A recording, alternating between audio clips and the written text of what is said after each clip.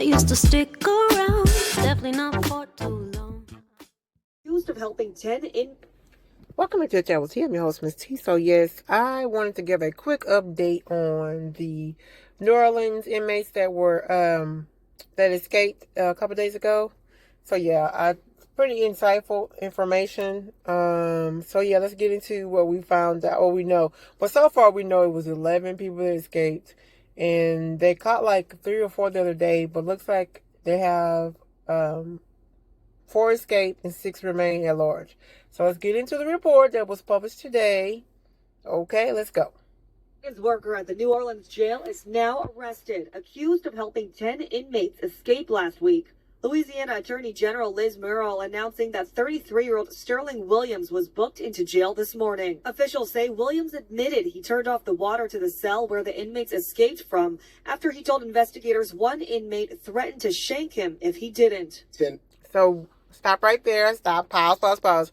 So, you know what? I suspected that. I am not surprised. Definitely inside job. I was sitting there thinking to myself when I first heard the story, like, how is it possible they broke out of prison? Okay, how is it even possible? First of all, the prison or the facility I was told was fairly brand new. So how was it even possible? And so this explains why it was possible, because it was an inside job. Let's go.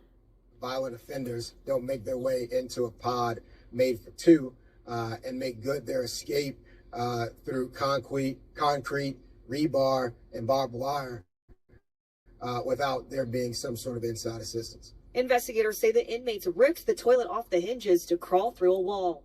Williams now. So let me stop real quick if I introduce myself. This is Chit Chat with T. I'm your host, Miss T. And yeah, welcome to the video. Let's keep going. Facing 10 counts of principal to simple escape and 1 count of malfeasance in office. 10 inmates escaped around 1 a.m. Friday. Officials say a jail staffer assigned to the area where the inmates escaped from was grabbing food when the inmates crawled through that hole behind the toilet. Police say one of them, 21-year-old Gary C. Price, was taken back into custody last night. His capture seen here on this home security video. You can see Price coming out of the house with his hands raised, a SWAT team in the driveway with guns drawn.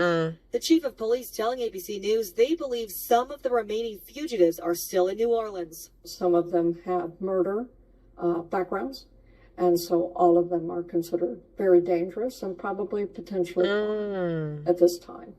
3 other jail employees have been suspended as part of the investigation.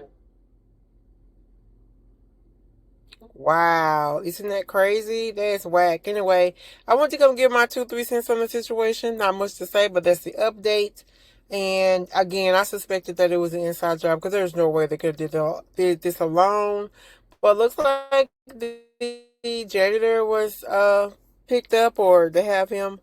They booked him. Okay, and I don't know. I guess my question is, why didn't he go to the authorities and say, hey, they tried to, they threatened to shake me, this, that, and the third. That part was a little weird. Why didn't he do that? And then they suspected a couple other people within the jail.